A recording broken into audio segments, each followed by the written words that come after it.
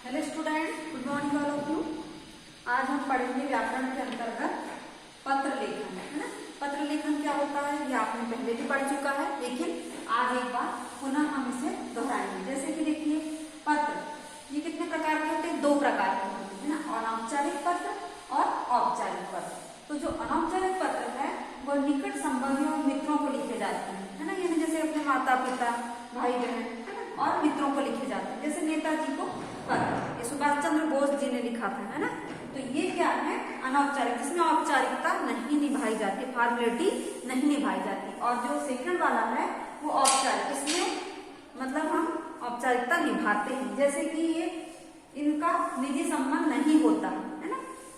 जैसे कि प्रार्थना पत्र, आवेदन पत्र, शिकायती पत्र, संपादक के नाम पत्र, व्यावसायिक पत्र और कार्यालयीन पत्र, है ना। अब देखिए बुक में पेज नंबर 108 में देखिए ये दिया है कि प्रार्थना पत्र किसी प्रधानाचार्य या अधिकारी को लिखे जाते हैं। आवेदन पत्र किसी कंपनी, संस्था अथवा औद्योगिक इकाई आदि में नौकरी हेतु लिखे जाने वाले पत्र। फिर शिकायती पत्र किसी समस्या से संबंधित अपने विचार व कठिनाइयां अधिकारियों तक पहुंचाने के लिए पत्र, है ना। फिर संपादक के नाम पत्र किसी पत्रिका, समाचार पत्र के संपादक के नाम से अपनी बात या समस्या सरकार या अधिकारियों तक पहुंचाने के लिए जो पत्र लिखे जाते हैं वो संपादक के नाम। व्यावसायिक पत्र व्यापारियों, कंपनियों, दुकानदारों, प्रकाशकों आदि को लिखे जाने वाले पत्र। फिर कार्यालयीन पत्र एक कार्यालय से दूसरे कार्यालय को या किसी व्यक्ति द्वारा सरकारी संस्था, विभाग को लिखे जाने वाले पत्र। अब उसके बाद देखिए इस पाठ में हम औपचारिक पत्र के एक प्रकार संपादक के नाम पत्र के बारे में जानेंगे, है ना। एक उदाहरण यहाँ पर दिया गया है। किसी व्यक्ति द्वारा किसी समाचार पत्र, पत्रिका या प्रकाशक को लिखा गया पत्र संपादक के नाम पत्र होता है ना। मतलब इसमें क्या बताया जाता है? किसी समाचार पत्रिका, समाचार पत्र, पत्रिका या प्रकाशक ऐसे पत्र का उद्देश्य किसी समस्या को लिखित रूप में अधिक से अधिक लोगों को या संबंधित अधिकारियों के सामने लाना होता है। पत्र में पाठक अपने विचारों व समस्याओं को प्रस्तुत करता है। जैसे यहाँ पर एक उदाहरण दिया है, पत्र भेजने वाले का पता प्रियागढ़ 32 गीता कॉलोनी, कृष्णा नगर, दिल्ली, है ना।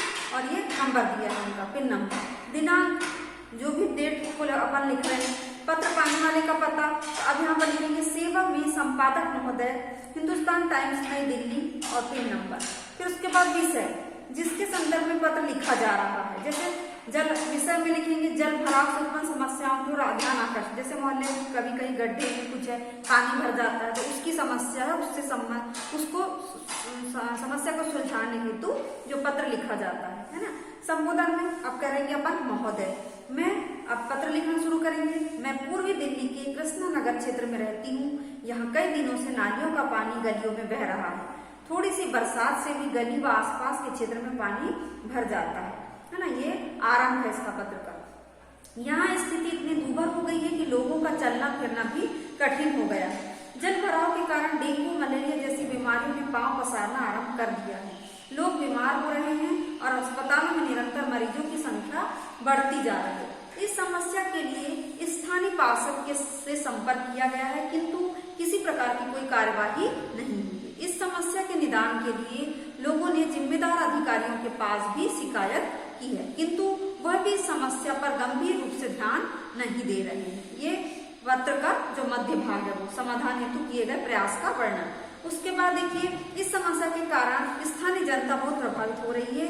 फिर अंत जो है पत्र का किस प्रकार करना है?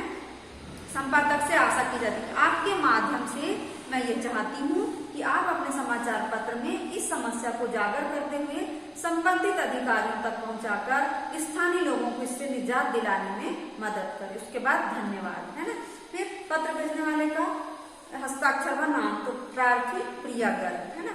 अब देखो ये बोलता है यह भी जाने औपचारिक पत्र लिखते समय ध्यान रखने योग्य बातें कौन कौन सी ध्यान रखा जाता है बातों का। तो सबसे पहले है औपचारिक पत्र नियमों में बंधे हुए होते हैं।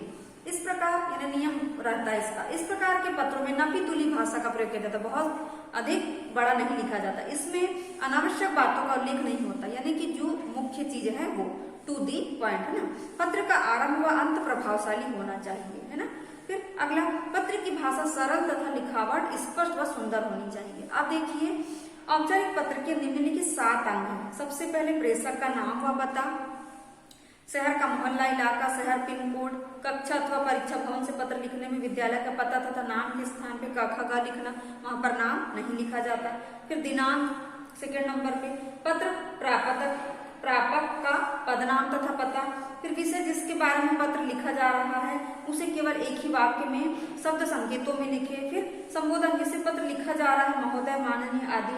विषय वस्तु, इसे 2 अनुच्छेदों में लिखे। पहला अनुच्छेद अपनी समस्या के बारे में लिखे। फिर दूसरा अनुच्छेद आप उनसे क्या अपेक्षा रखते हैं उसे लिखे तथा धन्यवाद के साथ समाप्त करें।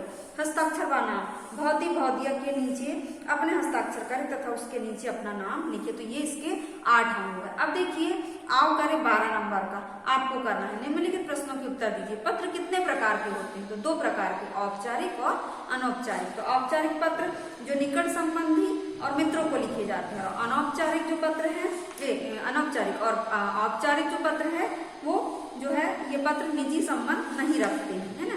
तो ये 2 हो गए। अब देखिए, औपचारिक व अनौपचारिक पत्र में अंतर बताइए। ये अभी जैसे हमने परिभाषा बताया वैसे ही आपको अंतर में लिखना है।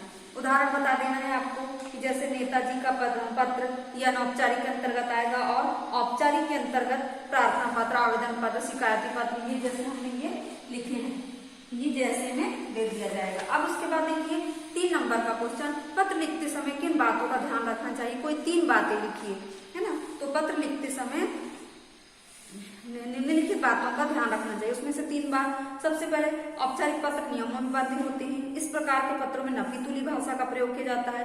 इसमें आवश्यक बातों का उल्लेख नहीं किया जाता।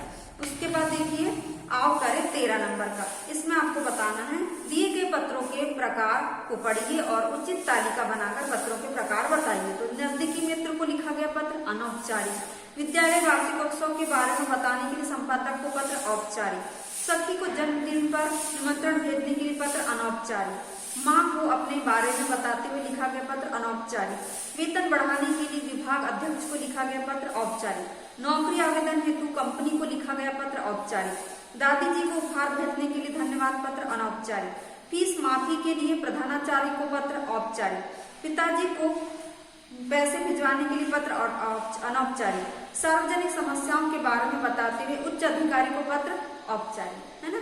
ये हो गया। अब आओ करें 14, निम्नलिखित पत्र को जांचिए और आवश्यकता अनुसार सुधार करके दोबारा लिखिए। इसमें क्या चीज की गलती हुई है ये आपको बताना है ना। जैसे इसमें लिखा सेवा में संपादक महोदय, नव भारत टाइम्स नई दिल्ली, इसमें पिन नंबर नहीं लिखा। प्रिया गर्ग 32 गीता कॉलोनी कृष्णा नगर दिल्ली, ये जो पहले वाला पत्र है वो प्रिया गर्ग वाला ऊपर भाग आएगा, सेवा में संपादक नीचे आएगा। यही सबसे पहले गलती थी। महोदय, मैं आपके समाचार पत्र के माध्यम से हमारे शहर में बढ़ते अपराध की ओर उच्च अधिकारी का ध्यान आकर्षित करती हूँ। हमारे शहर में अपराध दिनों दिन बढ़ते जा रहे हैं, जिसके कारण हमारे क्षेत्र के लोग शाम ढले घर से निकलने में भी डर रहे हैं। कई बार तो दिन दहाड़े भी बाइक पर सवार लुटेरे महिलाओं के गले से चेन खींचकर ले जा चुके हैं। हमारे मोहल्ले के 3 बच्चे अगवा कर लिए गए हैं, जिनका अभी तक कोई पता नहीं है। इसकी वजह से बच्चों के माता पिता इतना डरे हुए हैं कि वे बच्चों को विद्यालय भी नहीं भेज रहे हैं। आपसे निवेदन है कि इस ओर उच्च अधिकारियों का ध्यान आकृष्ट कराए और हमारे क्षेत्र में पुलिस की गश्त बढ़ाए। धन्यवाद। सही बहुत ही, है ना। ये गलत है, इसको अपन को सही करना है। तो ये सही हमने लिख दिए, हम इसकी फोटो आपको सेंड कर देंगे ना। अब यहाँ पर बोला है सोचो और बताओ। महान स्वतंत्रता सेनानी श्री सुभाष चंद्र बोस जी को नेताजी के नाम से जाना जाता है। उन्होंने नारा दिया था, तुम मुझे खून दो मैं तुम्हें आजादी दूंगा। वैसे ही महान स्वतंत्रता सेनानी बाल गंगाधर तिलक ने कहा था, स्वराज मेरा जन्मसिद्ध अधिकार है और इसे मैं लेकर रहूंगा। विभिन्न स्वतंत्रता सेनानियों और महापुरुषों द्वारा दिए गए नारों या कथनों की एक सूची बनाई है ना। ये जब खाली रहेंगे तब अपन करेंगे। फिर हमें ख्याल है बाल गंगाधर तिलक के जीवन से जुड़ी एक यादगार घटना। एक बार उनकी कक्षा के बच्चे मूंगफली खा रहे थे और कक्षा में ही छिलके फेंक दिए। कुछ देर बाद शिक्षक कक्षा में आए तो छिलके देखकर आग बबूला हो गए। उन्होंने सभी बच्चों को पंक्ति में खड़ा किया और सबको 2-2 छड़ी लगाने कही। जब तिलक की बारी आई तो उन्होंने हाथ आगे नहीं किया और कहा कि छिलके उन्होंने फेंके ही नहीं तो सजा क्यों भुगती। शिकायत उनके घर तक गई और उनके पिताजी को विद्यालय आना पड़ा। विद्यालय आकर तिलक के पिता ने बताया कि उसके पास पैसे ही नहीं थे तो मूंगफली कहाँ से खरीदता। यदि तिलक ने उस दिन मार खा ली होती तो शायद उनके अंदर का साहस बचपन में ही दम तोड़ गया होता। बाल गंगाधर तिलक आजीवन कभी भी अन्याय के सामने नहीं झुके, है ना। तो आज ये जो है बुक आपकी समाप्त हो चुकी है। रिवीजन अगर हमको टाइम मिलेगा तो हम करा देंगे और नहीं मिलेगा तो आप अपने से करेंगे, है ना। आज का वीडियो यहाँ पर हम समाप्त कर रहे हैं और नेक्स्ट जो है अगले वीडियो में